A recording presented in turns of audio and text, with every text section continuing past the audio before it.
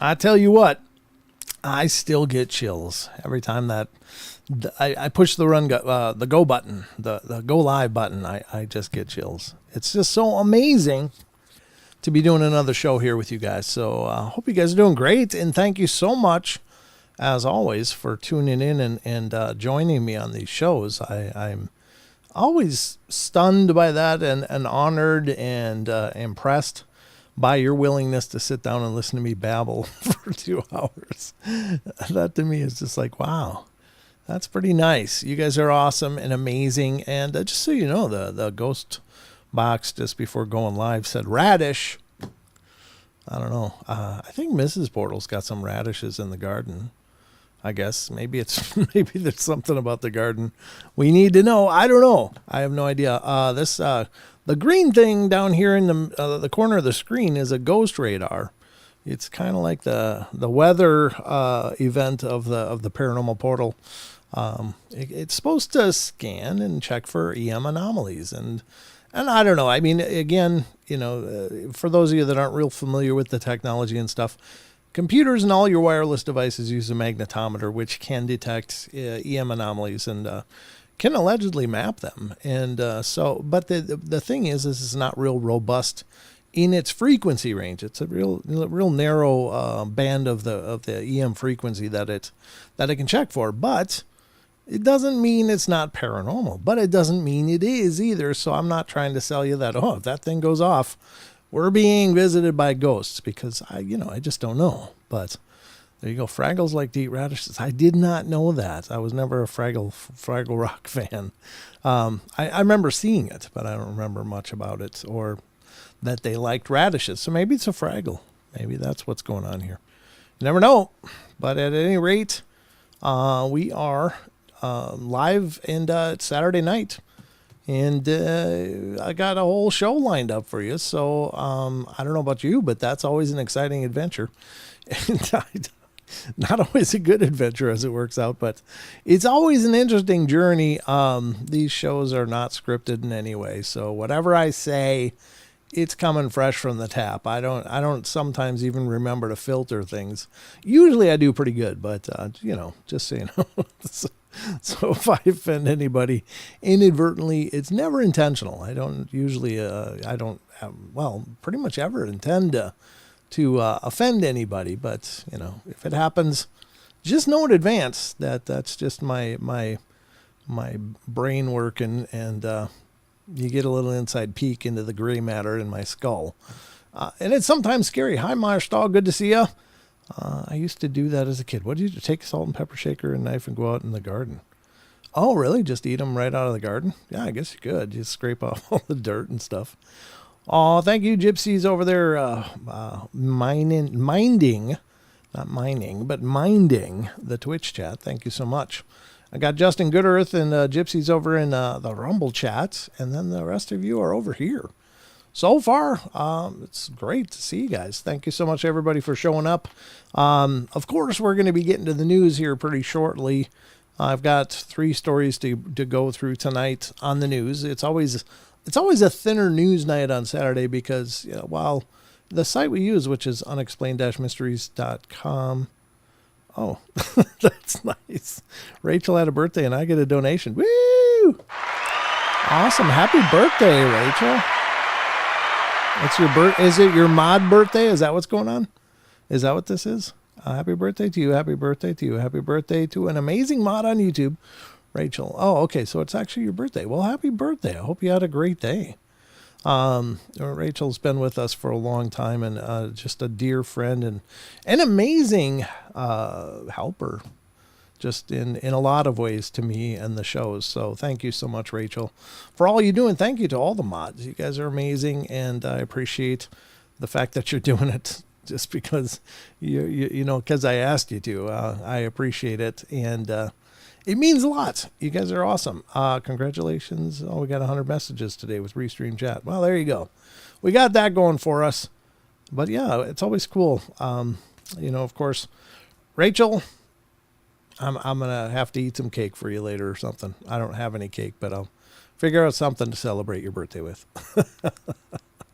Let's see. So we're going to get to the news, and don't forget after that, this is Saturday night, so we're going to be getting into, the sun peeked through the clouds. It's got all bright in here all of a sudden. We're going to be getting to the Discord question of the week, which is coming up. Special thanks to Chucky Danger for continuing to champion the question of the week. That's been awesome, and it's a great help as well. And then we're going to get to the cryptids and whatever the hell else we can get to. We've got a lot of stuff to get through. So I guess we can get to the news. I can't think of anything else that I wanted to say up front. So I think we're good. If I remember later, I'll spit it out then, I guess. But anyway, let's dive into it. It's time, ladies and gentlemen, for the news. Hope you're ready, and hope you enjoy it. Here we go.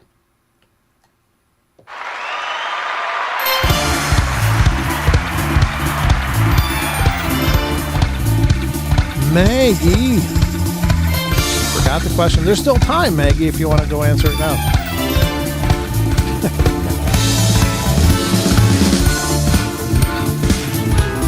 Karen needs the news. Oh.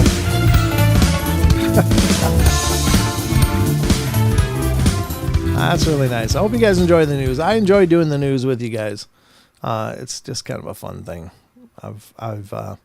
I've come to love it. I mean, I thought it was interesting to try it out, but I'm glad that it's worked. And you guys enjoy the news segment because, brown chicken, brown cow. There you go, Artemis. I forgot about that. I forgot about it. All right, here we go. Ladies and gentlemen, we're going to get to the news. And remember, throughout the course of the show, we utilize many sites and read through many articles. And all I can ask is that you guys support these sites. Go visit them, go help them out, because these sites can be expensive as hell to run for these people that are doing it. And your traffic helps pay the bills, because every site has some kind of ads or promotions that they may get some kind of monetary return for impressions. They're called impressions on ads. And the more people that visit, the more impressions they get counted, and they get some kind of monetary benefit from that to help keep the lights on. So if you don't mind, visit these sites, not just the news sites, but all throughout the show, the sites that we use. That would be wonderful. So the first news story tonight that I've curated for your benefits is coming from unexplained-mysteries.com. This is an amazing site. We utilize it regularly here on the show. Man, it's gotten really bright out. It's been kind of overcast, and all of a sudden, the sun is out. This one is unexplained-mysteries.com. The first article is coming from the Modern Mysteries catalog of unexplained-mysteries.com, and it's Mystery of Man Who Washed Up on the Beach with a Gold Ring Remains Unsolved. Oof. That's kind of harsh. Of course, you hate to see something like that. I've never stumbled upon a body in my life, thank God, but what a heartbreaker that is, because I'm sure that man had a family, but maybe he was a bastard and it was a good thing. We don't know. I'm just throwing that out there because it's possible he had it coming. I don't know. I'm just going to say that. I'm throwing it out there, but let's see what the story is. From unexplained-mysteries.com, Mystery of Man Washed Up on Beach with Gold Ring Remains Unsolved. And this is from today, I guess, June 22nd, 2024. It says, back in 1979, wow. Okay, the body of an unidentified man washed up on the shores of UK, sparking a decades-long mystery. The unknown man's body was discovered on February 21st of that year along, it says Porthminnock Beach on the Isles of Sicily. That's the UK, I guess. I thought Sicily was Italy. But anyway, a small archipelago situated off the coast of Cornwall, England. Investigators determined that the man, described as 5'4" with dark brown graying hair, was around 40 to 60 years old when he died and had been in the water for around 4 months. Yeah, that probably barely looked like a human being anymore. He wore a blue and white short sleeve shirt and woolen Eltex vest. On one of his fingers was a curious gold ring that bore the inscription Giorgio and Katrina 1956. When was this again? 79? I mean, yeah, it could have been his, or it could have been a family members or whatever. At the time, nobody was able to determine who the man was, and the case would remain unsolved for many decades. In 2020, however, nonprofit organization Locate International decided to reopen the case in an effort to solve the mystery once and for all. The investigation focused on the idea that Giorgio had been a crew member aboard one of two Greek vessels that had been involved in shipping disasters at around the time his body was discovered. Sadly, though, despite the team's best efforts, no definitive match could be found.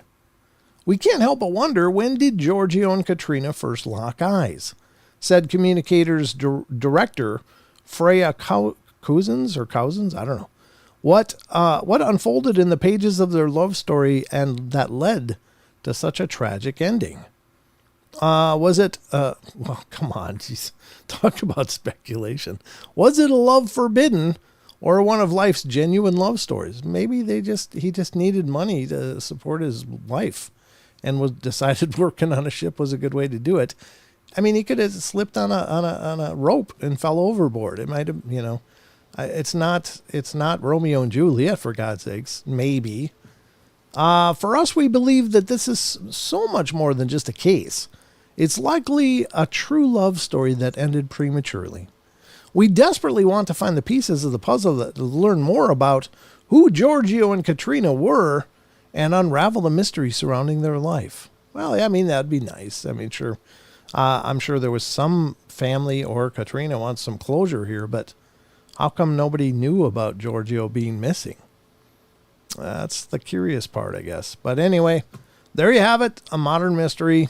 Still a mystery after all this time. I guess it's neat that they looked into it again, but I mean, who knows what his story was? Maybe it was, maybe it wasn't so nice. Maybe somebody's like, yeah, let's get this bastard out. You never know. I'm just saying it's a possibility. So that's the first story. Take from it what you will. I don't know. Is it paranormal? Nah, probably not, but it's unusual. So the most unusual part of it is that it's been this long and nobody said, hey, where the hell's Giorgio? It's like nobody noticed he wasn't coming home. And that's tragic. That's actually pretty sad, but I don't know. Anyway, pretty crazy. Crazy story, and that's the first one on the news tonight, ladies and gentlemen. Losing someone you love is always premature. Yeah, that's a good point, Annie. I mean, when are you ever prepared to lose someone you love? Never. That's the hard thing, and it's a devastating thing. But we're all going to take that trip someday, and I guess maybe hopefully by the time you take it, you're ready for that journey. But it's sad when people are cut short in their journey. That's tragic. All right, unexplained-mysteries.com brings us our second story, because there's more. And the second story is from the world of the bizarre of unexplained-mysteries.com. And this story looks like a good one. I don't know. Sometimes people make stuff just to see if it can be done, I guess. And that's, I guess, good, because they're always pushing the envelope of achievement and possibility, and maybe that's good. Mostly it seems like very gimmicky stuff. And this one has probably fallen in that category. But here you go. Here we go. The article from unexplained-mysteries.com. Absurd 25-foot contraption is the world's tallest rideable bicycle. Oh. Can you imagine being up there and just trying to pedal and keep that thing up? And can you imagine your absolute disgust if you realized you couldn't? there's only like one end result to that, and that's you're going down, and you're going down probably pretty hard. I see he's got some kind of harness on, so I think that's some kind of safety mechanism. It's like, oh, the bike fell. Screw the onlookers, but our rider's going to be safe. Like nobody else has harnesses to pull him out of the way. But anyway, there you go. The ridiculous bike, which towers above the ground, was put together by two friends in France for whatever reason. If you thought the penny farthing was difficult to ride, I don't know what that is. Is that those bikes with the huge huge front wheel and that little dinky back wheel from like the 1800s, maybe. I don't know. I'm just guessing. Spare a thought for these guys. Friends Nicholas Berrios and David Peru built this colossal contraption after making a bet with each other in a pub that they could create the world's tallest rideable bicycle. They named it Star Bike. That sounds like a cartoon, doesn't it? And now, ladies and gentlemen, it's time for Star Bike. Watch little Jimmy as he pedals for justice. I don't know what the hell that means. But anyway, the device reaches a staggering height of 7.77 meters, and despite its immense size, comes complete with a saddle, handlebars, pedals, and 2 brake levers. It also has a bell in case other road users have not seen you, said Nicholas. Actually, riding the thing is no easy task, however. Not least because of falling off of it would be fatal. Yeah. It took around 3 months to design the bike and a further 2 years to construct it.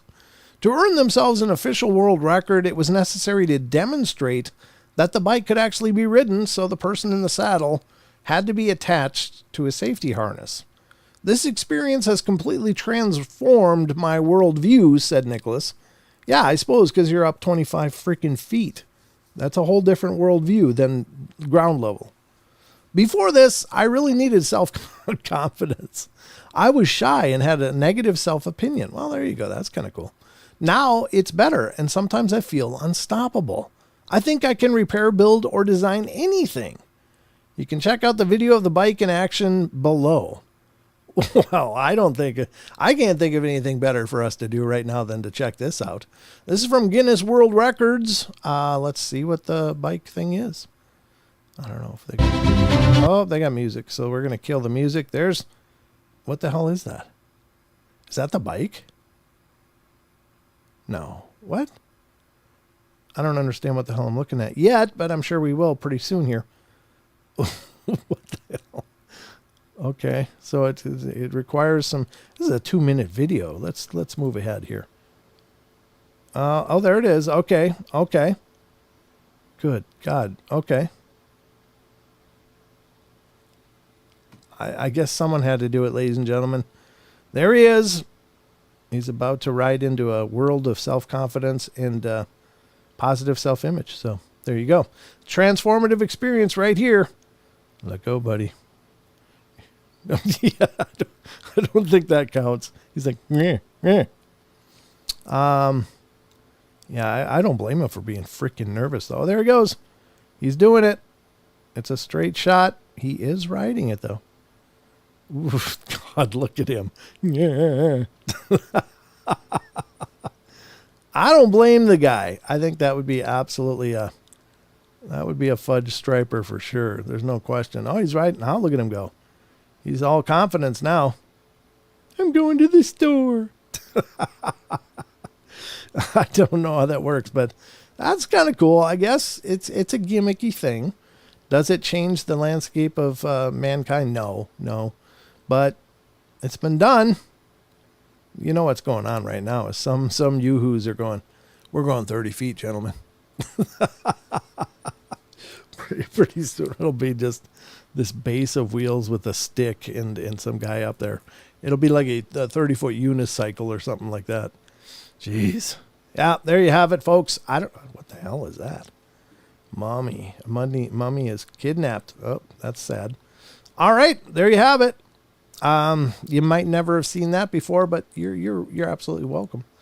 I'm glad we can expand your horizons and show you just what's going on in the world around us. Let's go to the next one. This is the last one for the news tonight. And this is coming from unexplained-mysteries.com from the Spirituality Files.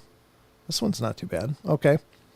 And this one, okay, so there's no mystery that the Vatican basement is a repository for all kinds of unknown items and known items. And there's allegedly a lot of secrets buried in the Vatican basement and the archives. But here we go, because there's apparently some researchers who are digging through the archives, seeking UFO and paranormal files in the Vatican archives. Here you go. Let's dig into it.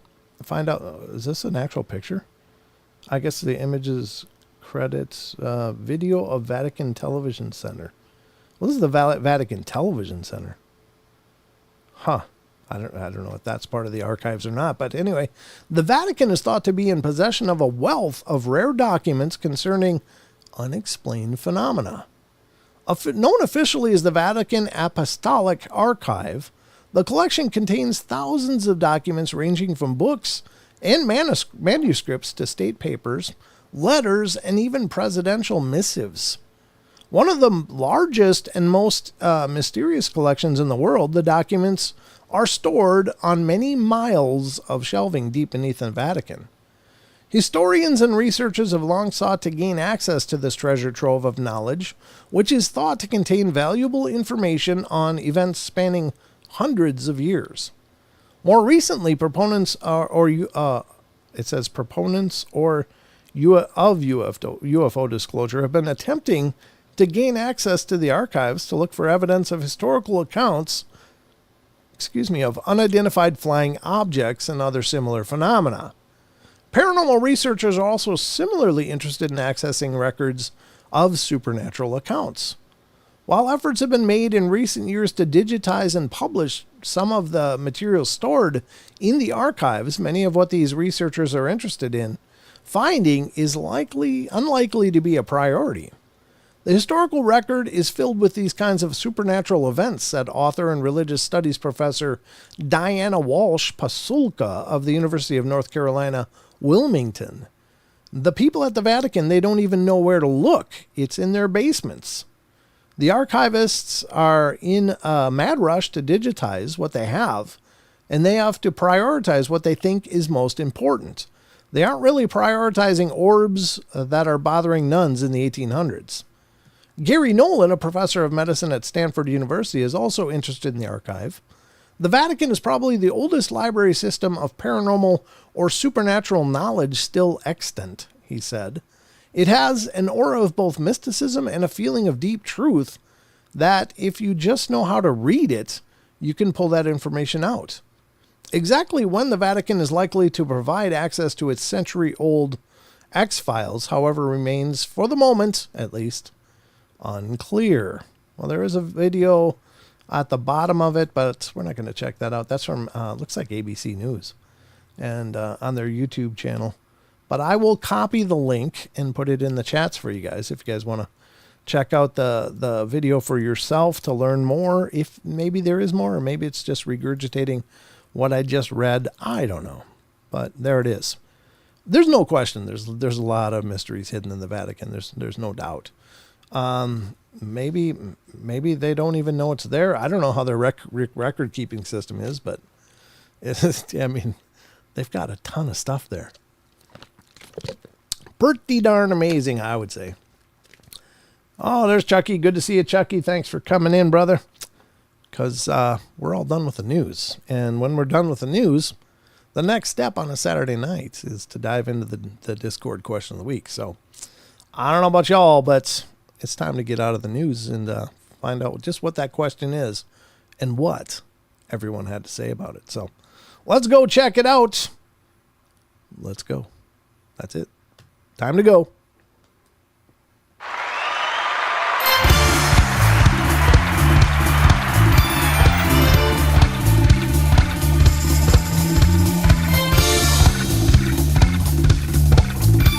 Good question, Maggie. Finders keepers, I guess.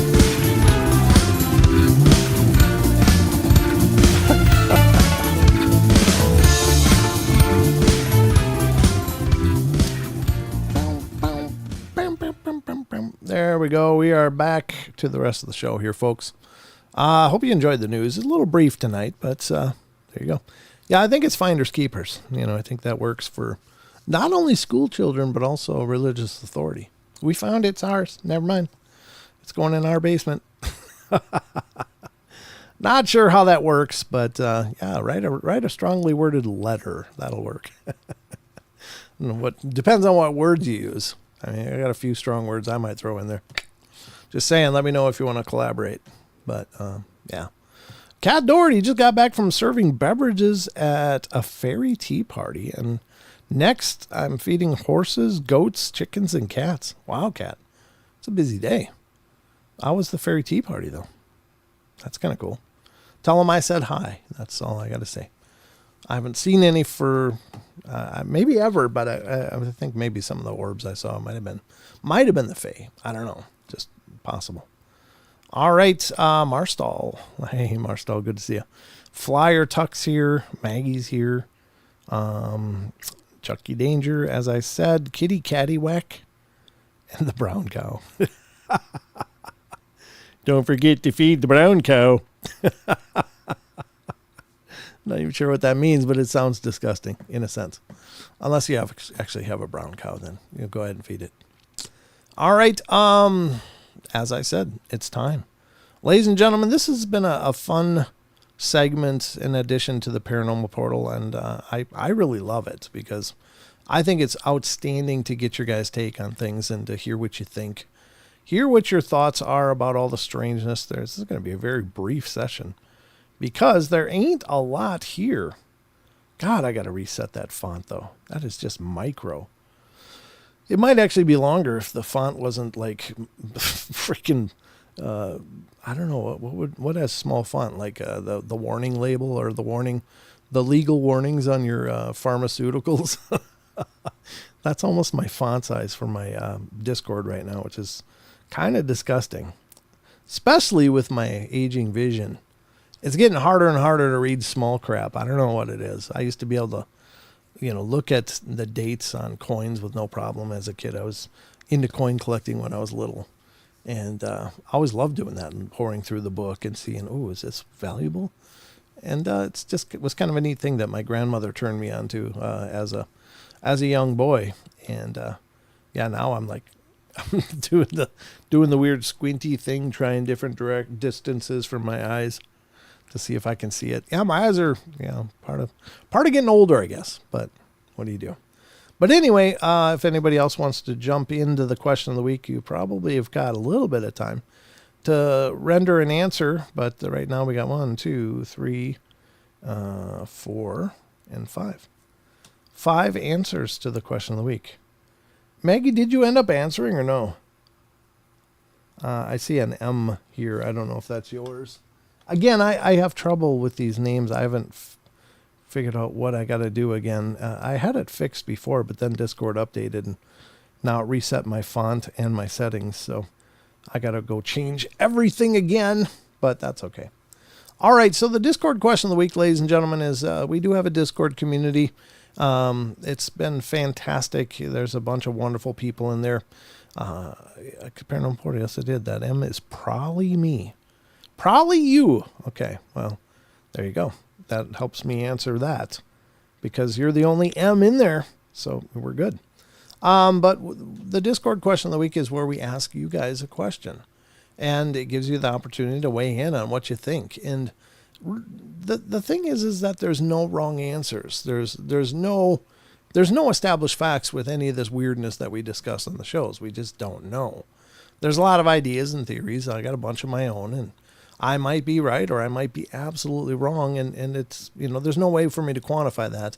So don't be shy about answering and just throwing in your opinions, because you might be right, you might be wrong, but more voices in a discussion makes the discussion more profound.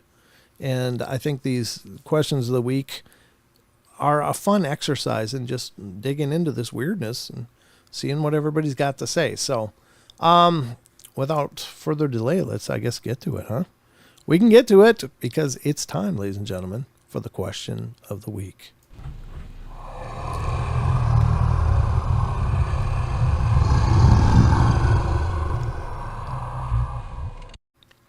All right, here we are. That was the big setup for this segment of the show. And the question of the week is a cool thing. Thanks again, Chucky Danger, for keeping this ball rolling and doing a hell of a job on this. Maybe I should make me bigger. Am I too small? Should I be bigger? Should I be this big? Is that better? No, I'm just kidding. I'll make it this big, though. It looks pretty tiny up there, the way it was. All right, this is the question of the week, and Chucky's question this week.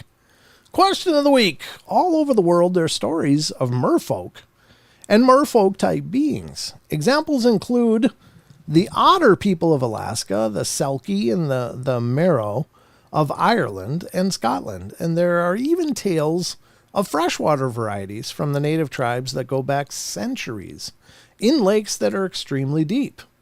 Well, what are your thoughts on the merfolk, and how do you suppose they originate? What are some other names of merfolk types that you've heard of? Very cool question. I wouldn't have thought that. Brent, the names of the responses in order are Annie Manuel, Grumpy Owl, Rachel 101, Maggie M10, and John T. Thank you, Artemis. I appreciate that. I appreciate that a bunch, because there's most of them I can read, but Maggie's, the M one was just abbreviated for some stupid reason. Again, it's just my settings reset. So, great question, Chucky. And first up is Annie Manuel. As long as they look like Jason Momoa and Aquaman, I'll believe in them. I guess we got a fan in the house. That's cool. Yeah, he seems like a good guy. I obviously don't know Jason Momoa at all, but he comes across as a very, very interesting and fun guy. And those are the kind of people that are cool to know. Next up is Grumpy Owl. I don't know much about the mermaids aside from watching them in movies. To the one I really like is The Shape of Water. Every time I think I've built a tolerance to not crying at the end of that movie, I still end up bawling my face off. I had to do some research because I do recall that there is a creature from Amazonian folklore that is the inspiration for the one in the movie, and has been for other fictional movies and novels, such as the Gill Man, the Deep Ones, depicted in H.P. Lovecraft's novels, and the creature from the Black Lagoon. Well, they're called Yakaruna, which means waterman, and they almost sound very similar to the Kushtake with how they are kidnap humans and turn them into one of them. They are said to have healing powers that can shapeshift, taking forms like dolphins or a human. They can control other aquatic creatures as well. Or like Aquaman, except for, the human part. Well, he always looked human. Doesn't sound that bad to get caught or lured by one if you get to develop the ability to heal, and you won't have to pay taxes anymore. It's one way to flip off the tax man. Yeah, just go live underwater. Works for the aliens. They're underwater. They're not paying taxes, I don't think.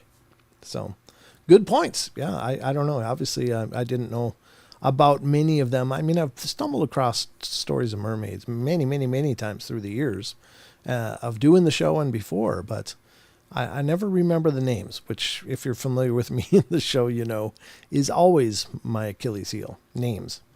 All right, Rachel 101 comes in next. That I've heard of other people, otter people and the Selkies. Some of these creatures are interpreted as boogeymen. They snatch children who go close to the water edge or ice fishing holes.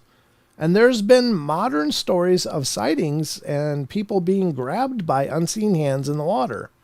I don't know what they are, but there's probably some truth to these stories. Yeah, I think there is. I think it sounds fascinating. I mean, all legends are built on something, right? There's some nugget in there that's inspired the stories and the legends. So the fact, again, just like Bigfoot, that there's disparate cultures around the world that all have these references to some Bigfoot type creature. Well, the same is true for these water people, that there are disparate cultures around the world who wouldn't have had contact with each other that do mention seeing these aquatic people, for lack of a better term. Very cool. All right, so here's Maggie's answer, and I'm not sure what I'm looking at here for the pictures. Yawyoks are female spirits from, I believe, Western Arnhem Land here in Australia. Okay. Is that a depiction of them? I don't know that they're merfolk in general. I know a general explanation is that they're mistaken manatees or dugongs, whatever a dugong is. I think the ocean is vast and there's probably some truth to the myths, legends, and dreaming stories, but what? I don't know. Yeah, fair enough. I think that's really interesting. I don't know if these are some just tribal representations of these yawks. That's interesting. I do find it interesting to hear these names because I've never heard of them. John Temperate comes in and says, merfolk, possibly, why not? I say they are on the evil side as from where they originate, possibly lost city of Atlantis, pets of Zeus, maybe. Could be pets of Poseidon as well, but yeah. I think maybe the legend is pets of Zeus, but sure. I mean, what about the Atlanteans? If they sunk below the sea, were they able to just become sea creatures then? Is that a possibility? Now comes Barbara Mora, and she's got, I do believe there have been merfolk from way back in history. I'm not sure of the specifics. Well, that's very interesting. Those pictures, you're right. Many ancient cultures, and I think the possibly the Aztecs, or I don't know which one is older, Aztecs or Mayans or whatever, but they had beliefs, and I think Babylonians and also had a depiction of this fish people. Many ancient cultures had stories of these people that seemed to have fish-like attire on, and often when they were carrying these baskets too, which is kind of peculiar. I remember when I talked to who was his name again? I can't remember. God, I'm just so bad with names. And it's not that I don't remember them, it's just my instant recall of them is getting longer. But anyway, we did a podcast episode down in Vernal talking to Jim Vieira, that's who it was. And he was on the History Channel doing the show with his brother about searching for evidence of giants. And he actually went into this in some great detail about these incredible similarities of these descriptions of these ancient beings showing up in these ancient cultures, and they look like part fish and part people, and they brought great knowledge and brought technology and understanding to these cultures, and in some cases they ruled the cultures for a period of time. Now, could they have been some form of extraterrestrial? Sure, but what if they were something else? Maybe some of those aliens that live among us. Maybe that's what some of these mer people are. You know, the idea, well, there's aliens that might live around us, live here on Earth. Just a recent revelation from Harvard and others. But that was just in the news recently. But what if some of these beings are more aquatic? And so we do perceive them as these mer folk, but maybe they're not originally from here. Maybe they're from here now, though. Maybe they've been here longer than we have. Who knows? But it is interesting, and there's some possibility to that. Anyway, a very interesting possibilities. That is the Discord question of the week. And once again, Chucky, thank you so much for that, because I think that's pretty powerful. Underwater UFOs, people. Yeah, well, there's USOs for sure. The otter men are actually quite scary in their stories. Also, I think around Loch Ness, there's stories of these giant otter people. Is that where the otter men stories are coming from that you're talking about, Chucky? I hear that those stories up there are even probably more ancient than the Nessie stories. But I don't know much about them, and I've never heard of anybody finding any kind of tangible evidence. Oh, Alaska. Well, there is large otters that are reported in Scotland around Loch Ness as well. And I'm pretty sure. I don't know if they're an otter man, kind of like a Bigfoot type creature, but it's more akin to an otter. But no thanks. I don't want to know an otter man. Sounds scary, not to mention their breath. I don't know about their breath. What language is that, cat? Iens vodianoi noke kappa kalpies dini mata delgiest. I don't know what language you're speaking there. I could send an email with all and where they come from. Are these these are the different names? Is that right? Kappas. Okay. Isn't Kappa's from like Mario too? Isn't there something about a Kappa or Kappa or something like that in there? I don't know. Not that, that invalidates it. It's just video games often absorb legends and stories as well. I thought you were speaking in a different language.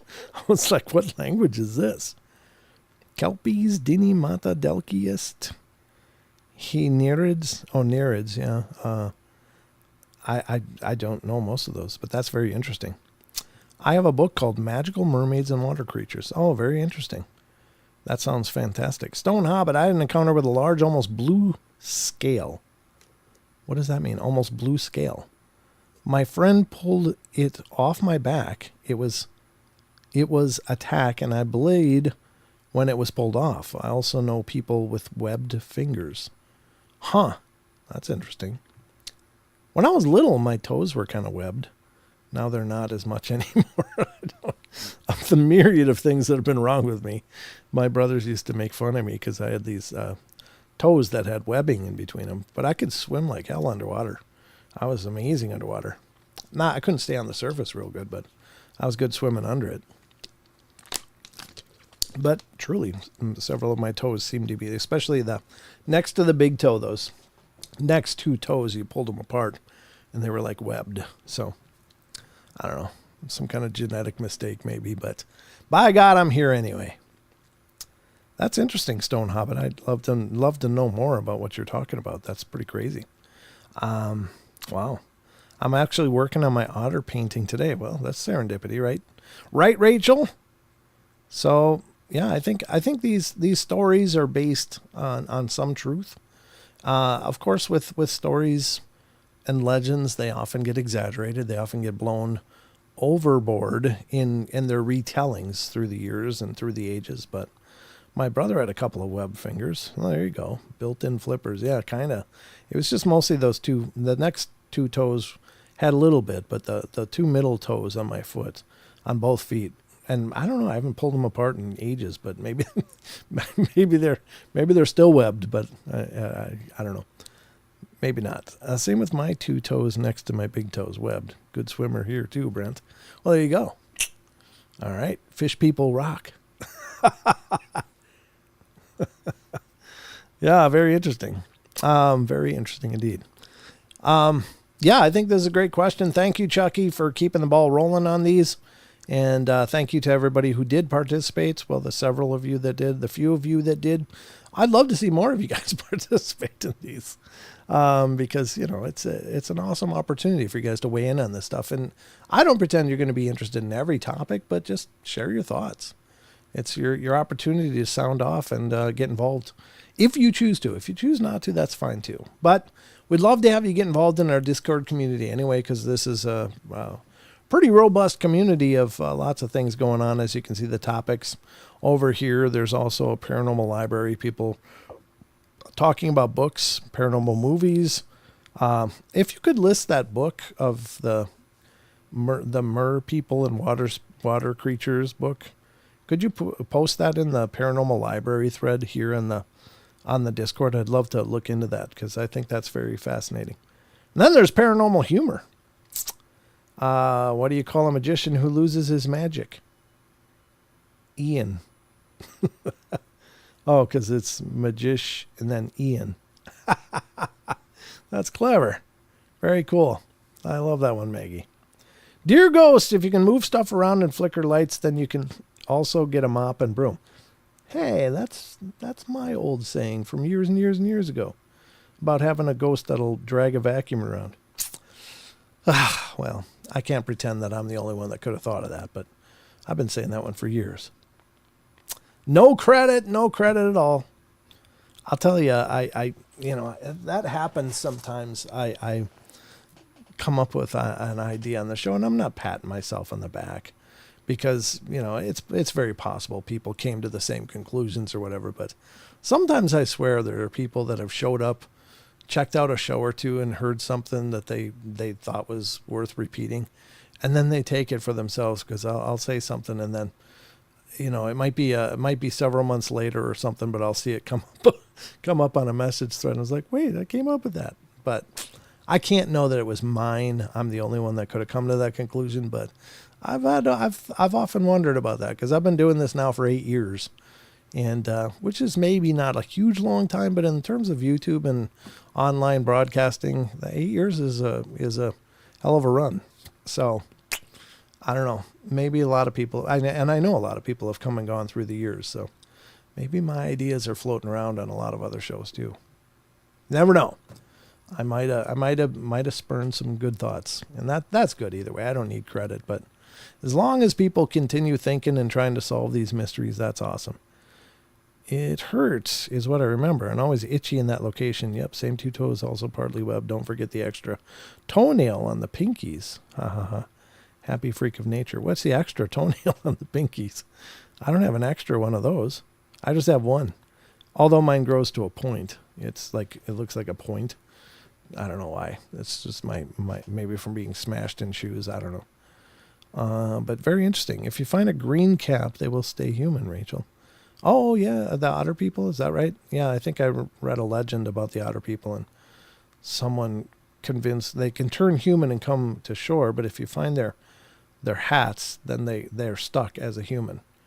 And I think somebody did that and made the woman marry him or something like that. Some story like that I remember hearing. I love cartoon thoughts of dinosaur building the pyramids. Yeah, that's a good thought. It is interesting. He wasn't until he was without a home over the winter, got trench foot or something. I don't know what that means. I missed the first part of that discussion. Just checking up on the chat here. Credit to where credit is due. Make a big effort and try to give credit when possible. Amen, Maggie. Amen. Like if I hear something somebody said, I'll always say where I heard it. I think that's important because, I can't think of everything. I can't think of a lot of things. And so when I hear somebody come up with a good idea, it's like, oh, I heard this on so-and-so show, or I heard this brought up on, by this person or that person. I think it's, it's just the right thing to do. I don't know. Maybe it's just me. But anyway, this has been the Discord question of the week. Hope you guys enjoyed it. And let's get on to the rest of the show.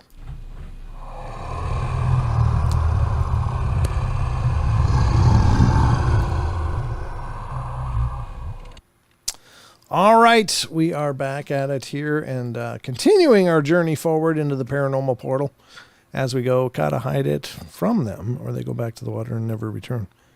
Yeah, I'm sure they probably didn't want to be trapped in the first place. So you gotta hide the hat. No, not just you, Brent. Amen. Amen, Maggie. But anyway, it's not like an ego thing, but it's like, if I don't know how many good ideas we get in a lifetime. Do we have an allotted amount? And so the ones that I do get, it's like, well, it'd be nice if I was acknowledged for that one good idea. But you never know.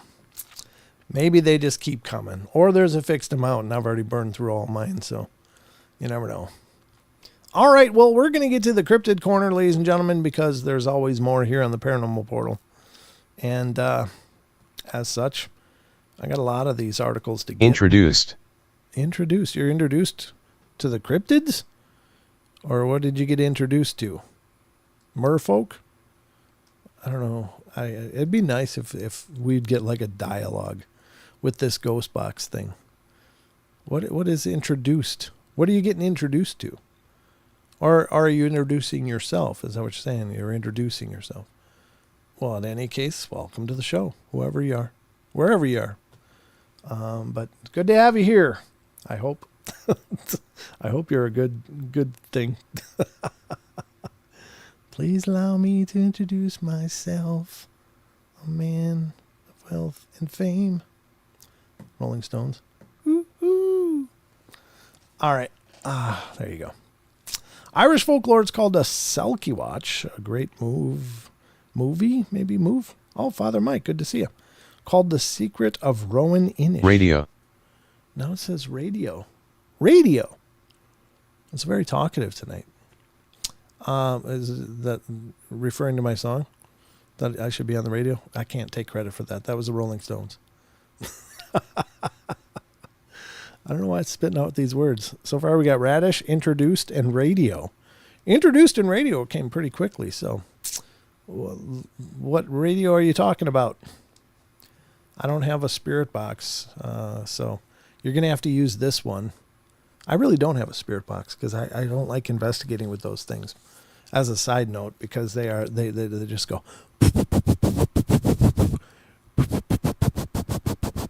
all the time, and it's like you can't hear anything but that staticky sweep, and that to me really takes you out of the experience when you're investigating. So I don't have a spirit box, if that's what you're referring to. I can't turn that on. I don't even have anything charged up to turn on. But if you want to communicate, keep using those words. Find new ones that help us understand what's going on. All right, so good to see you, Father Mike. It's been a while, brother. I've missed you. But welcome back, and great to see you. Father Mike, have you ever been in the Vatican Library or the archives? Have you ever been over there? I just would love, I mean, not even to just dig through it, but just to be there in the presence of all that stuff. And we just covered a story where there are researchers trying to look through or gain access to part of the archives or what's being scanned, looking for UFO and paranormal events that are recorded in those archives. So I'm just curious if you've ever been over there. Father Mike, ladies and gentlemen, is a Catholic priest, a wonderful guy, and is a friend of the show for a long time. And he's been on the podcast a couple times talking with me about some of the strangeness, and fantastic guy. So good to see you. Good to see you. It's great to see you pop up again, brother. Okay, let's go on to the cryptids because we got a lot of those. I got several articles pulled up to dig into. And so, my God, let's get to it. He said he could hear them for months after getting back to shore whenever he would shower. I don't know what there was a fellow that recorded merfolk following him in his fishing boat and singing to him from the water. Huh, that's interesting. He said he could hear them for months after getting back to the shore whenever he would shower. That's interesting. So I wonder if the water acts as a medium. I could tell you, but then I'd have to. All right, Father Mike, don't want you to divulge any secrets. No, seriously, not been there. Okay. All right. Well, very cool. But you know, maybe we can organize a trip. You know, you and I, you can accompany me as my guardian ad litem or whatever, and we can go over to the archives and just have a look around. I think it's a great strategy. That is curious because water is known as or recognized largely in several religious and esoteric practices as a spiritual medium and a conduit of sorts. So it is interesting that every time he took a shower, he would still hear their calls. Huh. Makes you wonder, or maybe was it creating some kind of a circuit of sorts to these beings, or was it just the water brought back the memories of something dormant in his mind, or whatever? I don't know. That's a very interesting take. Also avoid sea sponge baths for a while. Yeah, I bet. Interesting. Harmonics in water. Yeah. Very interesting stuff. Yep. The world's full of mysteries, folks. We're just beginning to look at the surface, not even scratch it. We're just beginning to acknowledge the surface of all of this. We've got a long journey ahead of us, but it's time for another journey into the cryptids, ladies and gentlemen. Not that one, but this one.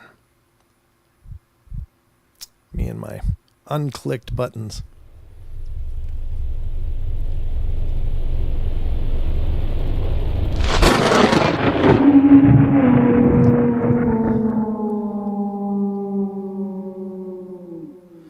That's an interesting point, Maggie says. Maggie says, even if you were not mentally unwell, how could you stay well in that scenario, much less get help from anyone? Yeah, that's the tough part. And that's one of the concerns that I've always had when you think about, the years and years of using mental asylums and stuff. And you got to wonder throughout the history of it, if you're undergoing, like, obviously hearing voices and stuff is a very real medical and psychological malady, and it does require treatment in a lot of senses. But I believe sometimes it's spiritual, and some may be just unacknowledged telepathy abilities in the person that they're picking up things, or they could be psychic and clairaudient, hearing the voices of disembodied spirits or whatever have you. And you got to wonder if they were, suffering from in more of a spiritual sense.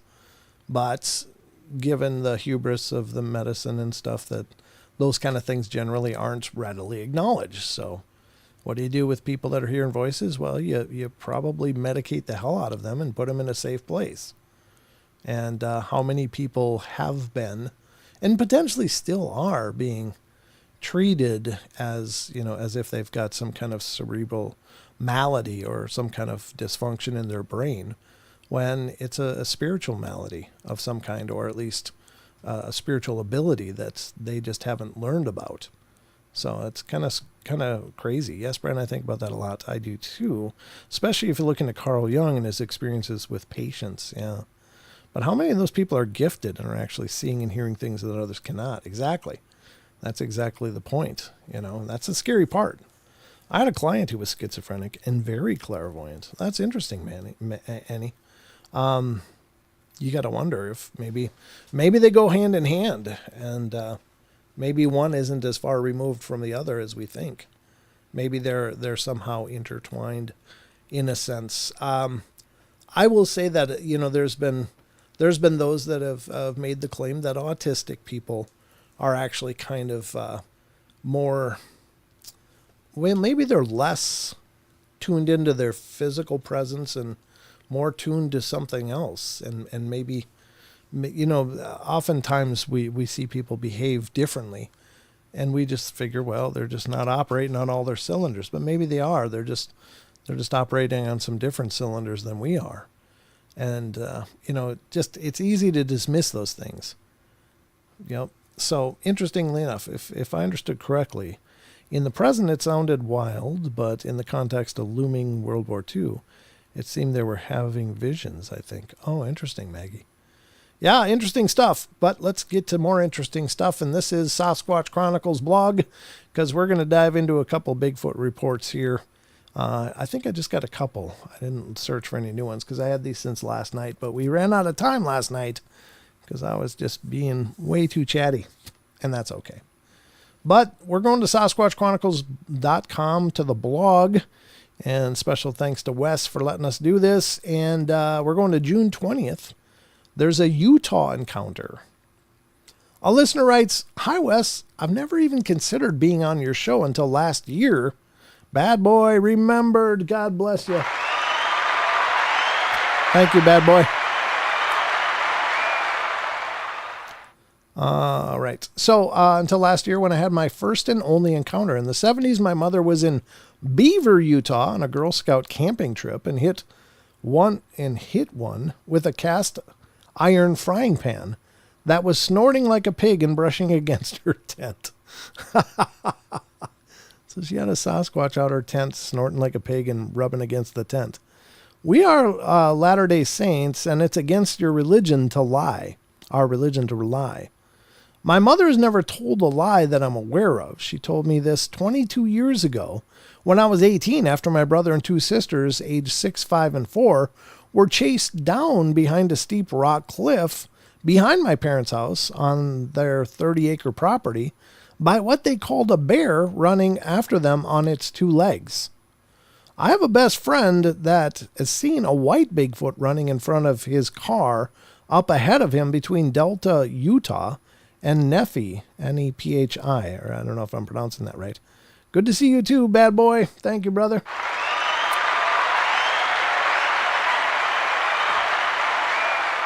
The person goes on to say, these things are all over Utah. Almost my whole family, all 10 of us, have seen one.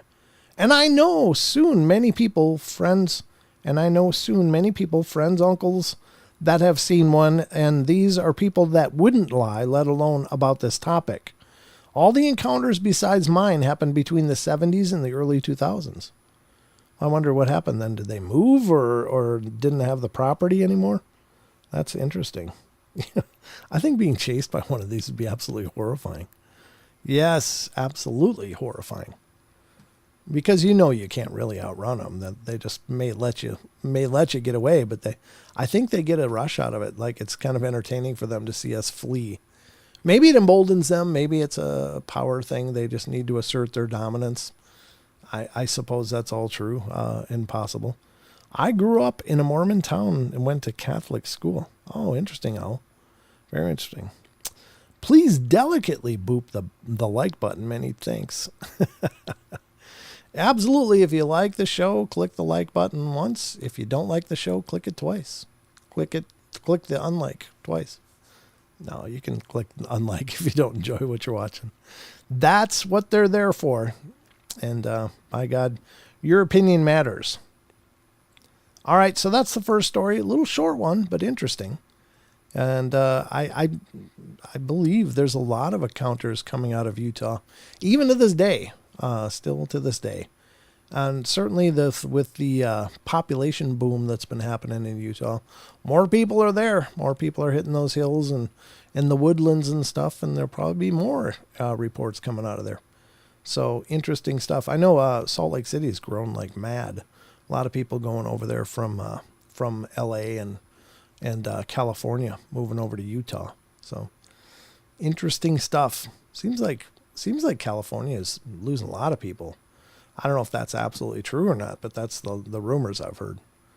I know a lot of them have come up here too. So, and that's interesting. Coming up to the mountains. But that's the first story. Let's get to the second one. And this is also from Sasquatch Chronicles blog. I think this is the last one from Sasquatch Chronicles, right? Yep. Because then we go to Phantoms and Monsters. Yep. Okay. So this is from June 21st. Yesterday.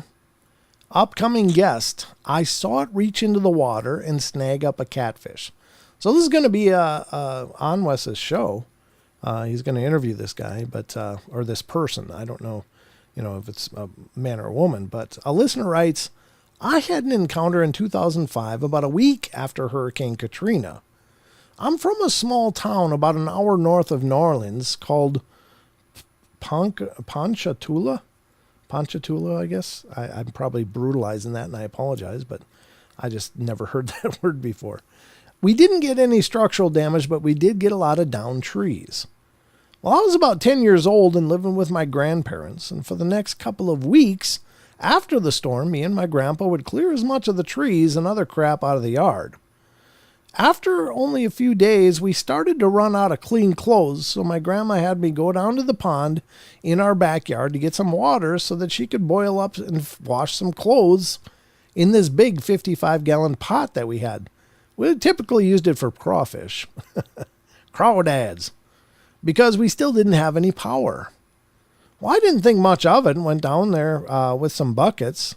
For some backstory, we only lived about 3 miles away from Manchac Swamp, and were surrounded by pine forest except for the 7 acres of land that we lived on, which was clear except for about 30 pecan trees. Well, anyway, I went down to the bank. I heard a bunch of noise like trees crashing from the other side of the pond. Well, I started watching over there, and then what I thought was a bear came out of the woods, stopped at the opposite side of the bank. Well, I knew we had a few black bears in the swamp, but I'd never seen any, so I just stood still to watch it. And after what felt like a few minutes, I saw it reach into the water and snag up a catfish. Cats were the only fish we kept stocked in the pond. Being a 10-year-old who loved nature, I thought that was pretty cool until it stood up and stretched. The kind of way someone who just woke up would with its arms reaching up to the sky. And I could see that it still had the catfish in its hands. Seeing that thing stand up, I froze. I don't think it ever noticed me because as soon as it got done stretching, it simply turned around and went right back the way it came. Well, after a few minutes, when I couldn't hear it anymore, I just ran inside, and needless to say, we didn't get any laundry wash that night, and I never saw or heard anything else after that. But yeah, that's my story, and just thought that I would share. That's pretty wild. Just reach down quick, snatch up a catfish, and head back. It's like going to the fridge for them, I feel like I could use something to snack on. Walk down and grab a catfish. There's Cool Hand. Good to see you, Cool Hand. I like the new picture. That's nice. I don't see you guys' pictures too often, but there it is. Cool Hand's in the house. Great to see you, man. Thanks for being here. All right, so that was the Sasquatch Chronicles story. And now we are going to go over to the other side of the web to phantoms and monsters. All right, so I've been putting these off, and I wanted to get to them. I did read one of these stories of black-eyed kids, but I got two more that I'm going to read now. Now, are they cryptids? Well, I don't know. Probably not. They seem to be something more spiritual, or at least something else. I don't know what they are. But they're incredibly creepy, and these encounters continue to come in. They're not incredibly common, but they do happen, and I don't pretend to know what they are, but people are apparently still experiencing them. Like, some things kind of are like flash in the pan things. Like, for instance, the one-off cryptids, like the Flatwoods Monster in Kentucky. It's just like came out of nowhere and occurred for about a week or so, and then was just done. Then there's the Loveland Frogmen. You know, they just kind of came out of nowhere. They were experienced, and then it's like they're done. It's not like we get more reports.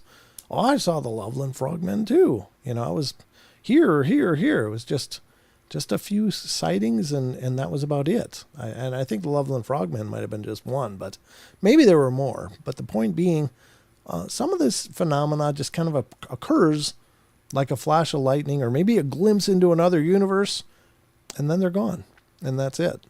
And but the black-eyed kid stuff continues to occur. So what is it? What is it? Is it something that's readily watching and preying upon people in some weird way?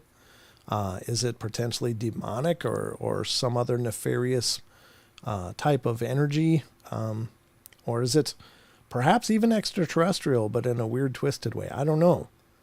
But whatever they are, it's not going away, apparently. So let's see what this story is. We're going to phantomsandmonsters.com. This is Lon Strickler's site. Incredible location for lots of encounter stories and a whole bunch of research efforts and Lon's published works, as well as information on Phantoms and Monsters Radio. You can find links to that, which is Lon's podcast, where he talks about a lot of this stuff. Frogmen were most likely fae. Yeah, but based on what? I mean, could they be? Sure. But I wouldn't say most likely personally, but maybe. It's just hard to know what they were. They could have been extraterrestrial. It's just they were there, and then they were just, boom, gone. Maybe fae. That's a fair assessment. But that's, it's anybody's guess. All right, black-eyed kids, it's quite all right. We have permission. Oh, God. That's not what you want to hear from a black-eyed kid. We have permission. Because apparently they need permission in order to interact with you, or at least come into your space. But if someone else gave them permission, it'd be like, no. I don't know. Anyway, let's see what this story's all about. All right, Chris from Arkansas wrote to Darkness Radio about a bizarre black-eyed kid encounter he had in 2015. In 2015, around the end of April, beginning of May, I was in Oregon for work. Well, I worked for a company that handled the customer service member privilege point-of-sale system with Planet Fitness, and I was there checking on a few locations. Well, since Planet Fitness is a 24/7 establishment, I had to cater to all the shifts and would show up to each club multiple times throughout the day and night. Well, one night at approximately 11:30 p.m., I was heading to the, Planet Fitness, PF, location in Beaverton, Oregon. My rental car had Bluetooth capabilities and was currently playing a Coast to Coast AM episode throughout the car's speakers. Wow, there was 3 of them right around me. 1 next to me and 2 in front by the camera there. So, I don't know. Are they spirits? Maybe. Maybe not. I don't know. But it's definitely an EM fluctuation that it picked up. And when it makes that hissing sound, that means that it's much more of a potent fluctuation in the EM field. So could that be a presence? Maybe. Well, hopefully it's not black-eyed kids, though. Jesus. So I was heading to the PFO location in Beaverton, Oregon.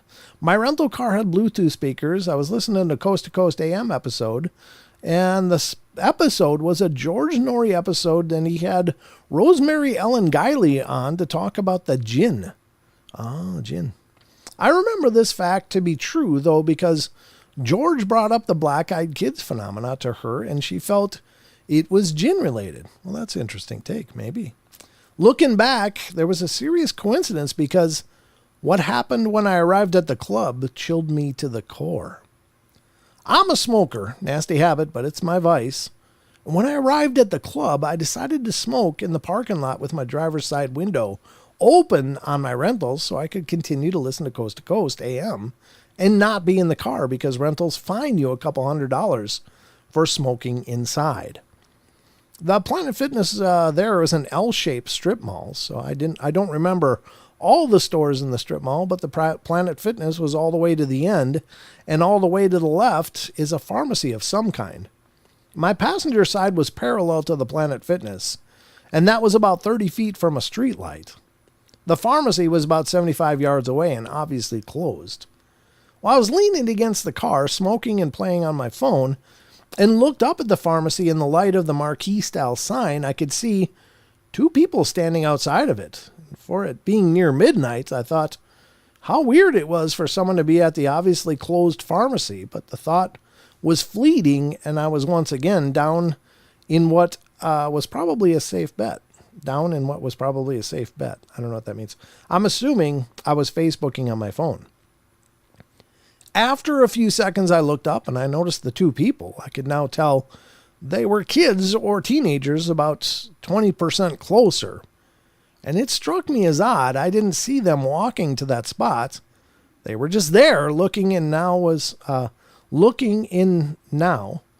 was my soul, sarcasm, but more accurately was in my general direction.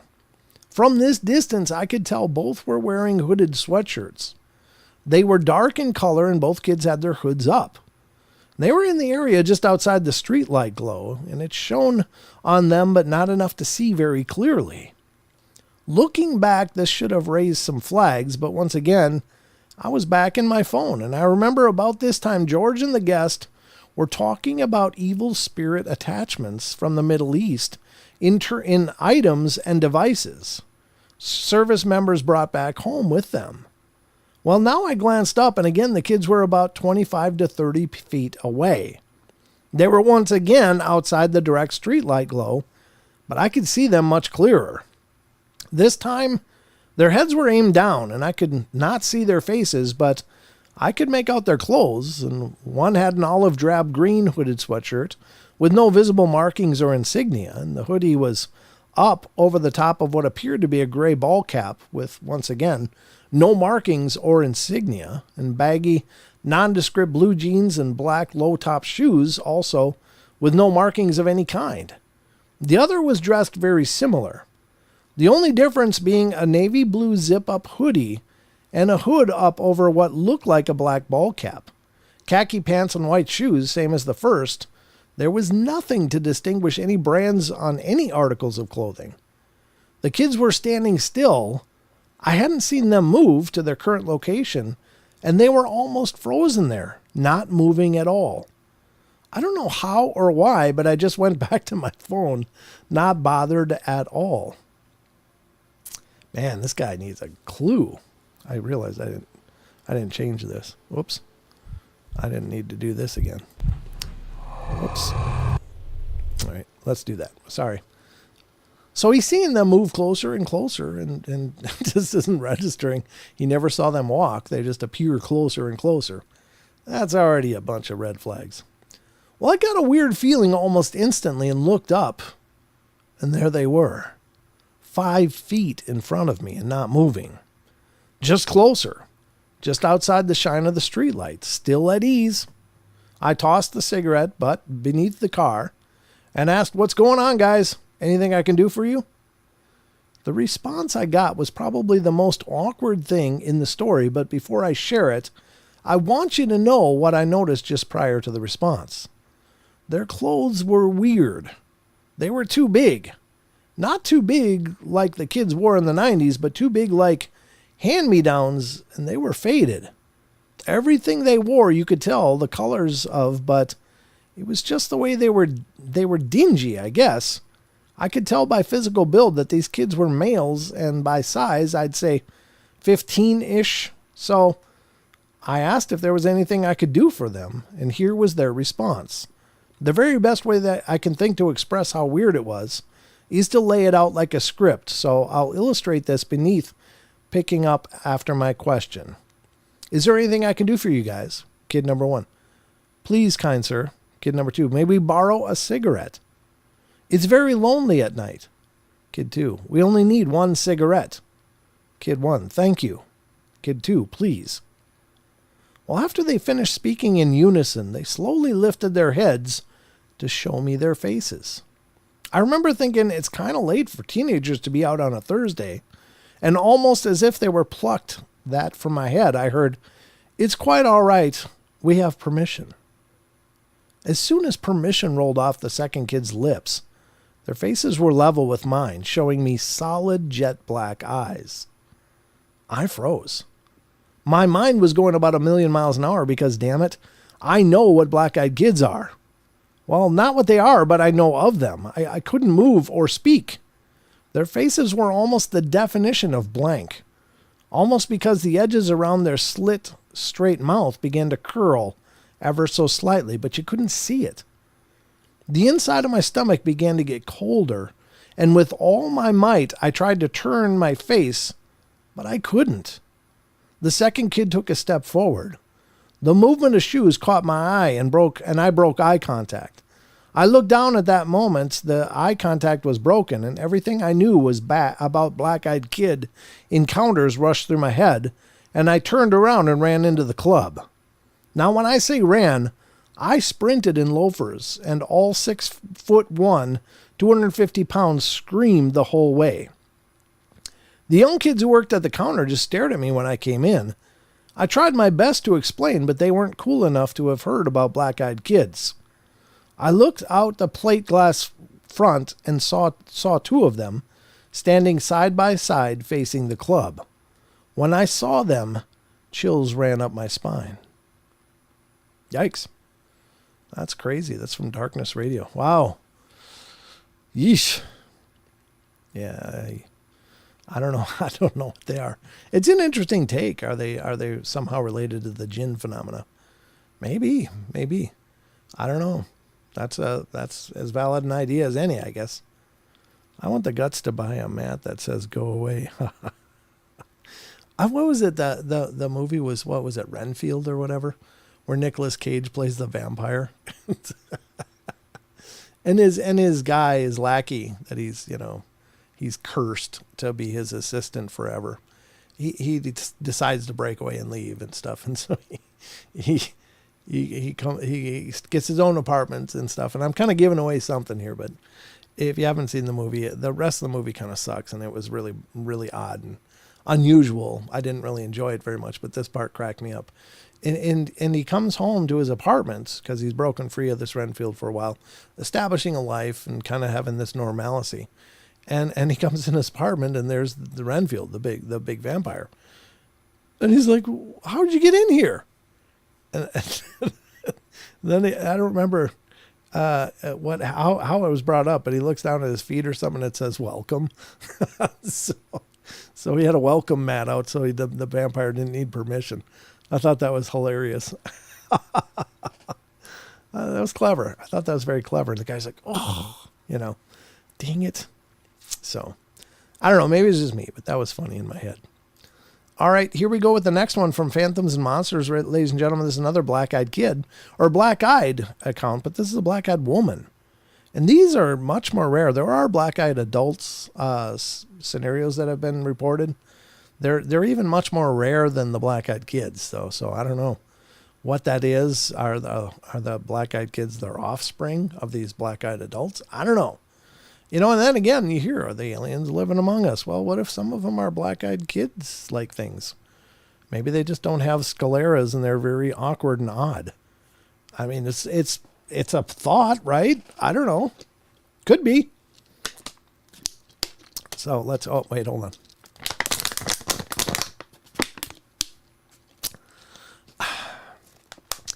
That's your solo right there. Just a quick one. All right, here we go. Harrowing black-eyed woman encounter in Phoenix, Arizona. A Phoenix, Arizona woman has a frightening experience with a black-eyed woman late one night at her home. The woman left herself in the house and refused to leave. Left herself in the house and refused to leave. Okay. I recently received the following account. My experience with a black-eyed woman happened in mid-December 2014. I was living in downtown Phoenix at the time and just moved into my apartment the previous month. I was out with some friends that night and got home at around 10 p.m. I had to be at work at 5 a.m., so I went straight to bed. I woke up abruptly to knocking on my door and thought, it's 2 a.m. Who the hell is at my door? I laid my head back down, but then I heard knocking again.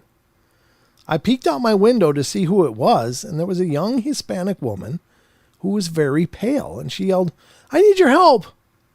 I immediately sprung out of bed thinking this girl was in trouble.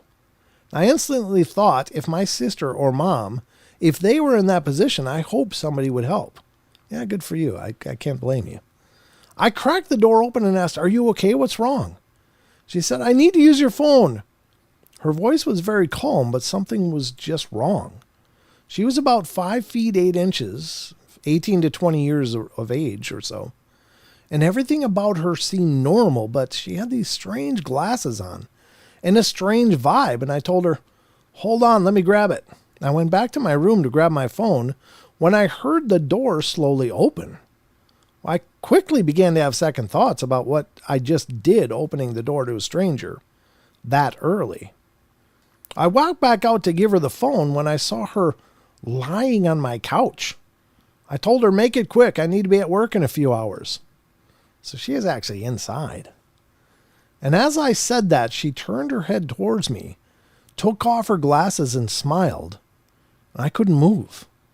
Her eyes were completely black, like someone sharpied her eyeballs. They had some type of black substance in her teeth. And she stood up and eased her way towards me. Well, I tossed her the phone, not wanting to be anywhere near this person. She grabbed it and made 2 calls, which I later found out were disconnected numbers. When she was done, I asked her, "Can you wait outside for your ride? I need to sleep." And she replied, "I can't leave." I said, "You need to wait outside. You can't be in here." She began to cry. I told her, "I'm sorry for whatever happened to you, but you really can't be in here." And she looked up at me, smiled, and asked, "Can I use your bathroom before I leave?" I pointed to the bathroom, and she went into it without closing the door. And I grabbed my phone from the coffee table and dialed 911, but it didn't go through. And I yelled, "You need to leave now." I heard nothing from her. I peeked into the bathroom, and what I saw will haunt me forever. She was scratching at her face, smiling in the mirror, and I saw that and ran to my room and locked the door, and I kept yelling, "I called the police." And I heard her giggle and say, "I told you, I can't leave." Well, I wanted to cry. I was shaking and didn't know what to do. I kept telling myself, "I'm strong, I'm strong." About 5 minutes went by, and I heard knocking on the door again, as if the situation was in replay. And I peeked out my window to see if it was a concerned neighbor, but it was her again. I sprinted to my door to lock it, but it already was. I was paralyzed in fear. How could she lock my door from the inside and be out? I cracked my window open and threw out a sweatshirt with $20 in it, and I yelled, "Get a cab, hitch a ride, just leave me alone." She didn't touch the sweatshirt or the money and sat there on my steps as if she were waiting for me. I began pounding the connecting wall to my neighbor. I dialed 911 again, and it finally went through, and as I explained the situation to the dispatcher, I peeked out the window to see her gone, along with my sweatshirt. I felt the biggest relief. Needless to say, I didn't sleep the rest of the morning. and I left for work, I opened my door to see my $20 bill on my doorstep. And it looked like a brand new crisp $20 bill. I picked it up and ran to my car and left for work, and I'm not exactly sure what I experienced that night, but I will never forget it. That's an unusual story.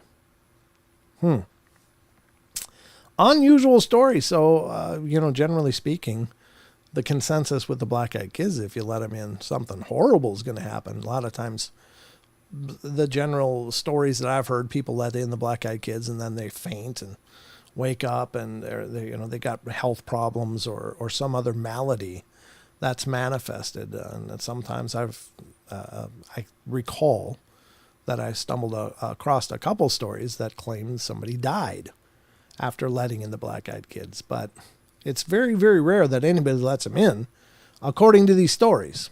But then again, maybe that's why we don't get more black-eyed kid stories, is because a lot of people are letting them in. But this is a black-eyed adult. I don't know what the difference is, what the distinction is. What did she mean? I can't leave. I can never leave. That's strange, because the next thing you know is there's knocking on the door and she's outside again with the door locked. So was the other part just an illusion or a hallucination of some kind? Maybe a premonition or whatever. I don't know. Very strange. But that's a couple black-eyed people stories, I guess is the best way to put it. I don't know what you guys think of that, but I think those are creepy. I get enough black-eyed kids, I'm going to start a car wash if I get enough. Well, you don't know if they're good workers or not, though. They might suck. I think I read this one yesterday. The Appalachian Mountains ones. Yes, I did. Because I dedicated it to my cousin Paul. So, all right, there you go. Those are those two stories. But wait, there's more. We've got some large red-eyed black dog in North Yorkshire. That's over in the UK. So let's see what's going on there. What time is it? Our tech exploded recently, in fairness. What? It's like they have a user manual or something trying to fit in. What are you talking about, Maggie? You talking about black-eyed kids? Yeah. Sorry, my chat froze again.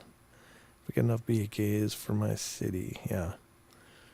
Yeah, could you imagine going to a car wash and it's all black-eyed kids rubbing on your windows? And they all want to get in your car. You got to let me in. No! To scrub. That'd be horrifying. Horrifying. All right, so here we go again from phantomsandmonsters.com. This one's from June 11th. English sisters encounter supernatural large red-eyed black dog in North Yorkshire. So, yikes. Let's check out this story. Got to look at the time, 8:34. It's cruising by once again, ladies and gentlemen. All right, here we are. English sisters were driving along North Yorkshire Coast Road by the moorland when they encountered a large black dog with supernatural red eyes. Well, they quickly get away from the beast. Well, good idea. Yeah. I don't know what it is about beasts with red eyes, but it's like, nope, I'm all good. Hey, everyone. Good to see you, Eric. Thanks for coming in. You got to go, Eric? Did you just pop in to say hi? It's nice to see you. Heard a dogman interview done through Jeff Nadolny's channel from an EMS guy. Freaky. That sounds creepy. I like dogman encounters. Well, the show is interesting as well, but just people's encounters with those.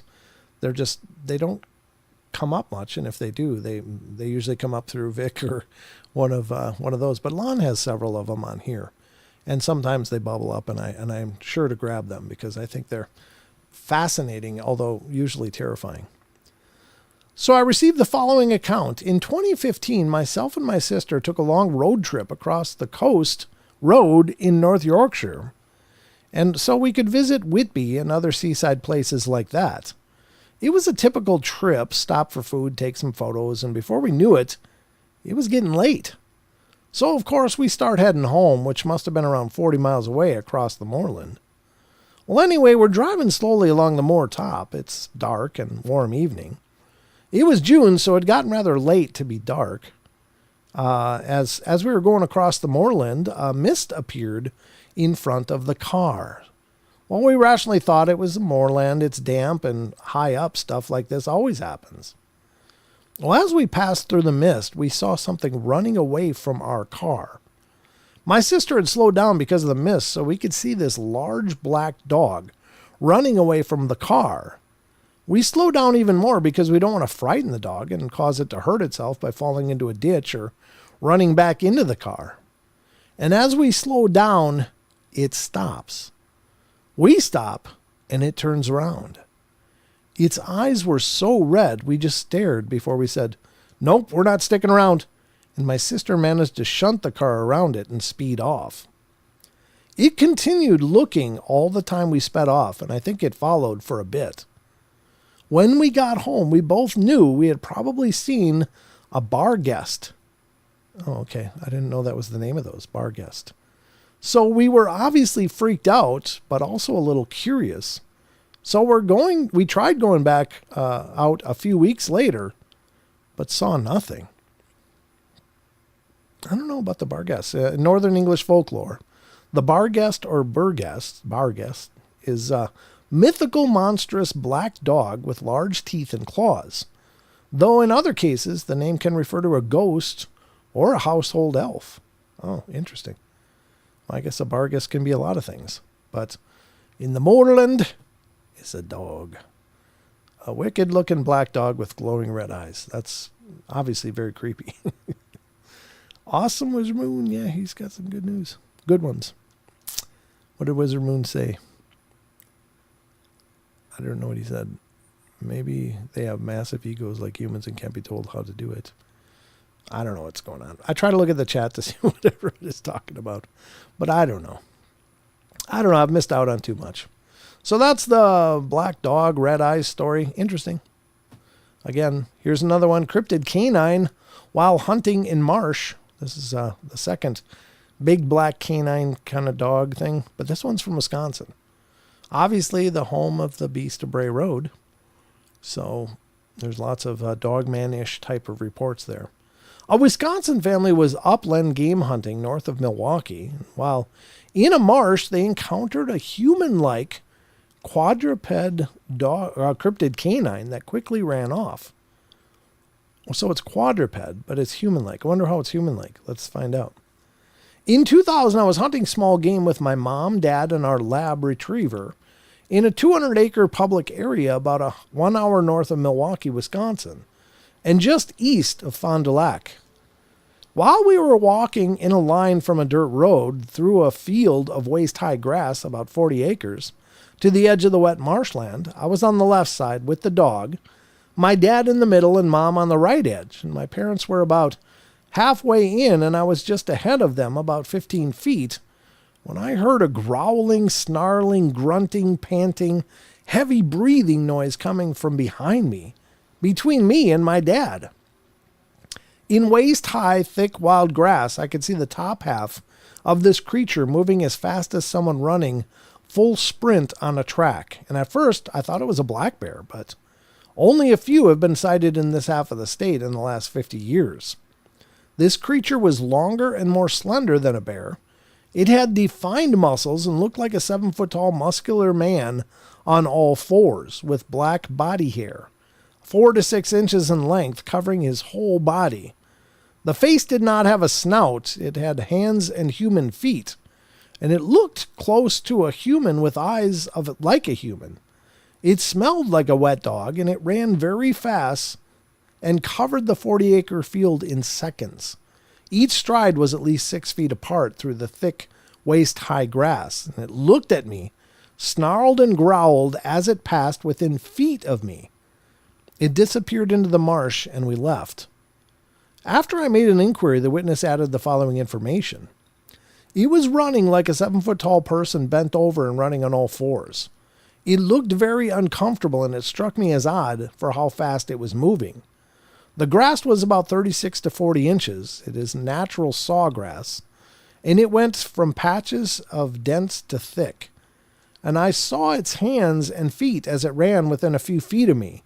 As it ran, its hands went out in front of it like a swimmer, and its feet kicked back like an animal. I saw the left hand and foot really well as it took a few strides. Since I'm 6'1", I was looking down at it, and I saw its face, back and left side really good as it ran by me and my dog. Yikes, what the hell is that? That's not a dog, man. I don't know. That's a strange one. Didn't have a snout. That's kind of creepy, right? So there again, it's this weird one-off kind of thing. What is it? Is it a glimpse across dimensions? Is it just a weird manifestation? Is it possibly some form of skinwalker type of thing where it was mid-transformation? I don't know. I'm just absolutely wildly speculating, but very interesting stuff. Let's go to the next one. Possible Bigfoot stalked chase fishermen at Beaver Lake in Memphis, Tennessee. This one goes out to my cousin Paul as well. He lives in Tennessee, so that's why. That's why. As far as I know, he's the only one listening to the show from Tennessee. Live, anyway. If you're from Tennessee, let me know. Brent, it's a nope. It's definitely a nope. Yeah. Maybe misidentification of a Sasquatch. That's a good point, SoCal. Could be. They're known to run quadrupedally as well.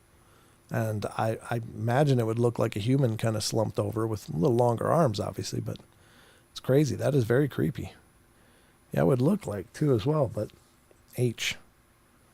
Yeah, it would look like two as well, but H. I don't know what you're saying now. But yeah, it's possible that maybe it was a little smaller Squatch. Maybe not a gigantic one, but, oftentimes the juveniles, when they're seen, I mean, they're just as tall, if not taller than us, but when they don't look the big, massive, hulking figure like some of those big alphas do. So it's anybody's guess, but I'd say a Sasquatch is a good bet. That's a fair enough, SoCal. Nice take. All right, here it is. The possible Bigfoot stalked and chased fishermen at Beaver Lake in Memphis, Tennessee. The witness describes encountering them being chased off by a possible Bigfoot while hiking along Beaver Lake in Memphis, Tennessee. This says the following account was recently forwarded to me. It was just before Halloween 2019, and now let me start by saying I'm not an avid outdoorsman. I love hiking, and I've spent countless hours in Memphis's T.O. Fuller State Park, but I'm not a mountain man by any means. The park's home to several indigenous mammals, birds, fish, reptiles, and is full of small ponds, thick brush, and even swampy marshes in spots. And there are designated hiking and biking trails that sprawl the area, but there are also several wild areas that aren't really maintained or used. Being that I have an adventurous streak, and that I also hate being around groups of people, I often find myself in these less ventured or wild areas. Now, I've never felt uncomfortable in this park, but it's like my safe place. I go there to get away, decompress after work, or just to be alone sometimes. It feels like a second home in many ways. Well, anyways, enough background information. I'm rambling. I just pulled in up to one of the less commonly fished ponds, Beaver Lake Shelby Farms Park, and I intended to circle to the far side, 3/4 mile from my truck, on one of the hiking trails that goes right next to the tree line, and then into the tree line, and then push further back onto one of the old horse trails. Now, this horse trail in particular only gets used a little. I can't say why for sure, but I've heard a myriad of different reasons from different people. The most logical explanation is that it's just not as convenient to get to anymore. And it gets pretty marshy when it rains. Well, I'd be able to follow the normal hiking trail for the first 3/4 mile, but I'd have to fork left off the trail once it went into the tree line. The gate to the old horse trail was about 500 yards to my 9 o'clock from there, just through an overgrown thicket and up a slight hill. Well, I made my way over to the 4-foot gate and started exploring. I had about an hour and a half before sunset, and I have a strict stay out of the woods at night policy, so I was watching the time. My main goal for this adventure was to snap some pictures of the area for a project I've been working on, and I'll admit, I needed to be more focused than I typically am. Anyway, close to an hour passed, and I'd gotten some good shots, and I figured now was a good time for my egress. It'd take me close to 30 minutes to get back to my truck, and I wasn't keen on getting stuck in an unfamiliar area at night. Well, I set my backpack down on a stump, dropped to one knee, and started packing and organizing my stuff. And I'm not sure what the catalyst was, but I suddenly felt this terrible sense of dread. God, that comes up so often. People just boom, just something hits them. I slowly turned and scanned my surroundings, and nothing seemed out of place. I stood up and grabbed my bag, and when I took a step forward, a leaf crunched under my boots, and I realized that everything was dead silent. Now, as I said above, I'm not an avid outdoorsman by any means, but I know well enough that silence like that is an indication that a predator is nearby, and you need to quickly but calmly make your way out of the area and stay vigilant. It's worth noting that while mountain lions and black bears are not technically indigenous to my area, there have been more than enough caught and relocated for it to be a valid concern. I've been stalked by a mountain lion on one other occasion, and this felt eerily similar, so that was at the forefront of my mind. I've been moving for probably 5 minutes, and everything honestly seemed fine. I'd lulled myself into believing that I was just overreacting and that everything was fine. I didn't see anything. I didn't hear anything. Good, right? Wrong. By this time, the trail was completely overgrown on both sides, and I could see fairly clearly behind me and decent way ahead, but my left and right may have well have been covered in fall-colored walls. I must have gotten lost in thought for a moment because I tripped on a root and fell. And now as I was picking myself up, I started hearing a soft, cooing or chittering off to my right. It sounded like a mix between a dove and the predator alien sound. Oh, that clicking sound maybe? I don't know. It would start with a coo or yelp and end with this weird chittering sound. I'm actually sitting here trying to replicate it, and I sound ridiculous. I'm not sure my throat is even capable of recreating it. And anyway, I'm out of shape, and there's no way I'm outrunning anything. So I scrambled up, planted my feet, and tried to make myself look as menacing as a fat 22-year-old with a backpack and glasses can look. About 100 yards ahead of me, which would have been originally been behind me had I not fallen, so towards where I had taken the pictures and was moving away from, I saw the underbrush start to shake and sounded like something was tearing through it. I only had maybe 20 minutes of daylight left at this point, and it would take me at least that long to make my way back to my truck. So I did exactly what you're not supposed to do. Naturally, I turned around and booked it, knowing good and damn well that I can run for maybe half a mile, 3/4 of a mile if something was trying to kill me. Maybe. I could barely hear anything over my own footfalls and the sound of my heart pounding, but whatever it was chasing me through the underbrush and was gaining on me. It may have been 15 yards behind me at this point, and I still had a ways to go. I don't know if fear kept me going or what, but I reached deeper and just kept running. My breathing got shallow, my vision started blurring, and I was honestly about to collapse when I saw the gate to the horse trail about 300 yards ahead of me. This thing was right on top of me by now, and as soon as I came within arm's reach of the gate, I planted my foot on the bottom rung and launched myself over it. Criminal. Criminal. It's criminal that it was being chased, maybe? I don't know. My landing was not graceful. I landed on my right shoulder and tumbled several yards down the hill and into a puddle of muck. I wasn't thinking straight now. I stood up shakily and started making my way toward the tree line and pond. I knew what direction to go, and I didn't even bother finding the hiking trail. I just crashed through the brush and overgrowth like some kind of barbarian. I didn't care about the cuts and scrapes or the massive amounts of noise I was making. My only thought was to get out. The chittering noises had stopped, but I still heard something moving in the brush at the top of the hill. It wasn't trying to be quiet anymore either. It finally broke through the tree line, and I could see my truck parked across the pond at the top of the hill. I finally took a deep breath and started slowly walking away from the tree line. The ominous feeling lifted, and I started making my way up the trail alongside the tree line. I was able to catch my breath for about 15 seconds. I heard that god-awful cooing and chittering behind me again.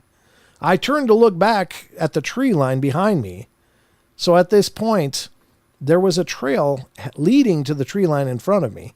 A tree line to my right, water to my left, and the trail leading alongside the tree line. And around the pond to the cars behind me. The direction I needed to go was going before I heard the sounds again. The underbrush at the tree line ahead of me started to shake, and fear took over. I'm thankful that my backpack was waterproof and that my phone is water resistant because I jumped in the pond and just swam across. I've never really told this story to anyone in my personal life. They'd probably think I'm crazy, and I doubt they'd consider me credible, especially given my interest in Bigfoot and other cryptids. I don't know what was stalking me that day. I know I wound up cold, wet, and a bit shaken, but I also know that I've not been back to that part of the park, and I can't come up with a good explanation. Beaver Lake is off limits to me for a while, and I think I'll just continue exploring and hanging out in the slightly more populated side of the park. Good idea. He could have been a missing 411. You never know. Here's Lon's notes. I don't know what this witness encountered, but I do know that Memphis, Tennessee has a lot of bizarre phenomena. The infamous Trail of Tears ran alongside the city, and that there has been speculation that this may account for much of the strange activity. And I do remember a Bigfoot encounter in the Shelby Park area many years ago. But there has been other unexplained activity in the general area. Much of this extends south into northern parts of Mississippi as well. I'd be interested if others could offer more personal accounts from the Memphis area. Yeah, that is interesting. Wow. That's incredible. I don't know. People do go missing in the forest. Maybe this isn't almost missing. If he hadn't swum for it, maybe he would have been like not coming home. I don't know. At any rate, it doesn't sound like, honestly, it doesn't sound like it was trying to overtake him. It was just trying to get him out of that area. But what an intimidating way to get pushed out. I mean, my God, you don't know what the intention is. It could be everything to get away. The kids are playing over here. You need to go to, hey, look at that pork chop. I'm kind of hungry. That's everything in between. I don't know. Paranormal Portal, do you have any ideas of what could be producing all the strange one-offs or very few weird entities encounters at all? I don't know.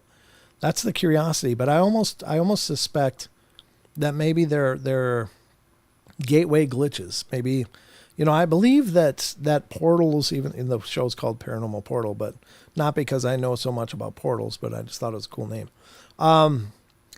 I do believe that our world opens up to other worlds very naturally. Like there's this expansion, contraction that always happens, these dilations and such that occur because we're in some sort of dimensional multiverse. I don't know if that's a correct terminology, but it's the best way I can put it is that, maybe there's gateways that open and close very naturally. And so maybe these people are just in a position where they catch a glimpse of what's existing in another version of reality.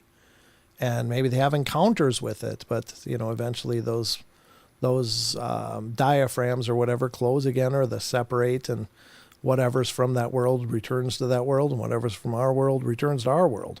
Maybe these are merging points between realities, and so we get these glimpses of this strangeness, and it's just a moment, or maybe it's minutes, maybe it's longer, but it could be a week, like in some of these cases where these things appear and lots of people have encounters and then they're gone. Maybe it's something like that. I don't know. That's about the best. That's about the best hypothesis or theory I could throw at it, because I don't know. Nothing else really makes sense. Not that I'm sure that makes sense, but I do think, given the stories of people walking along well-known trails that they've been on dozens or hundreds of times before and suddenly finding themselves in absolutely unfamiliar terrain. Sometimes there's stories where people are in a forest and suddenly they turn a corner and they're in a grassy field that they don't recognize, like they're in a whole different world. And so in many of these stories, the people go, oh my God, and they start taking steps backwards like what the hell's going on, and they end up back in normal. And then the path is fine again. So like this diaphragm opened and they took a step through and then came back. Good thing they came back, because I really believe that that could be part of some of this missing 411 stuff, is that people are just going through and then not reversing, and then whatever that opening was disappears. But ley line, apparently there used to be comprehensive ley line maps. Yeah, I think that's possible. There's been some speculation that the ley lines have altered or are not the same as they used to be. I don't know. But could it be something to do with polar shift, maybe, or something like that? But yeah, ley lines, I agree. I do know that I've heard that there's mappings of ley lines. I don't pretend to know where those maps are or if they're, what their source is. But yeah, that's interesting. Rachel, have you seen the Saskatchewan mystery stones? I've not seen them, Chucky. In case you're curious. That's why I take my dog with me hiking, so I won't be alone going through a portal. Yeah, I mean, really. Having a dog with you is probably a good thing, because I think they would also sense like, hey, this isn't right, and probably stop you from going through one. I think their acuity to the world around them is much higher than ours. But anyway, that's just my belief. My God, can you believe we've gone through this episode? How did this happen? We got here. Wow, it goes so quick. It is mind-boggling, ladies and gentlemen, how quickly the portal passes. This diaphragm's about to close, folks. I'm about to close my diaphragm. Which is probably a good thing. Yeah, it happens quick, doesn't it? I don't know. I hope you guys enjoyed the show. And again, thank you, Nathan Nate. I've been streaming on my laptop and cell phone, creating an echo because of 2 seconds difference. Awesome. Thank you, Nate. I appreciate that. Appreciate that a bunch. Yeah, I guess you could double my voice then. I don't know if that's a good thing or not, but you got it. At any rate, you got it. Which is better, the cell phone version or the computer version? I'm just curious. Anyway, put on headphones. You get it in both ears that way. At any rate, in any case, I was going to say, but ended up really screwing that up. Love the show. Thank you, SoCal. Love you too. Appreciate it. I appreciate it a bunch. You guys are awesome. Thank you so much. That helps out a bunch. I know it's double tough. Oh, happy birthday, Rachel. Yes, happy birthday, Rachel. It's double tough in this economy to give extra, because I think most of us are just trying to make things work, in our lives, and to keep the lights on, so to speak. But those of you that do donate, it really does mean a lot. But there's many ways to support the show, and one of the best ways is if you just copy and put these links on your social media, let other people know about it, or bring it up in groups you're in that deal with the paranormal and unusual, whether it's these live shows or the podcast or both. I mean, it would help me out a ton. I don't advertise these shows, as you can tell. I mean, we are all grassroots around here. I would love to have an advertising budget, but that's just not in the cards right now. So all of our growth is absolutely organic, and it's all because of you guys putting the word out there. So thank you so much for all the love and support, and I appreciate you all a bunch. And I hope you all have an amazing rest of your weekend, whatever you're doing. Try to enjoy yourselves. Get out and go hiking, do something. Just be safe, and don't let kids into your house or in your cars, or black-eyed people at all. Probably just leave them outside. Slide out a sandwich or something, and wish them well. I don't know if that works, if it's a good thing or not. Another fantastic show. God bless you, Jem Gwynn. I appreciate it. Hope everyone has a great night. Me too. I'm a roots grass now. You are. You guys are all part of this grassroots movement of the Paranormal Portal. So I'd love to see the shows grow, but, we're just growing at our own rate. People are finding us when I guess they're ready to find us. And until then, we'll just be here having a great time, talking about all the strangeness and diving as deep into the unknown as we can.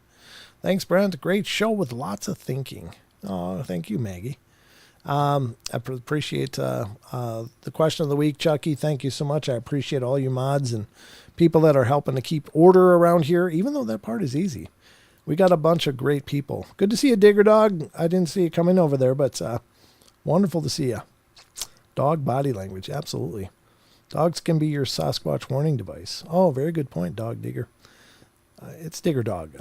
He's got Dog Digger over on Rumble, so I get confused. When you start switching the names around, man, it's throwing me. All right, that's it. That's all I got time for. But remember, we love you all. Be good, be kind, be nice. Take care of each other. Help each other out. Find the magic in every day, and remember to laugh as much as you can. And I wear and share my BEK Portal shirt proudly. Oh, wonderful. Thanks, SoCal. I appreciate that. All right, guys, that's it. I'll see you on Wednesday. I'm not sure if Don will make this next one or not, but I'll be here at any rate, and we'll do our best to entertain the hell out of you. Or I'll do my best to entertain the hell out of you. And we'll see you then. So until then, take care, be safe, and be good to each other. Remember, I love you all. Be good, be kind, be nice. Take care of each other and help each other out. Find the magic in every day, and remember to laugh as much as you can. Take care, guys. That's it. I'm all out of steam. Good night.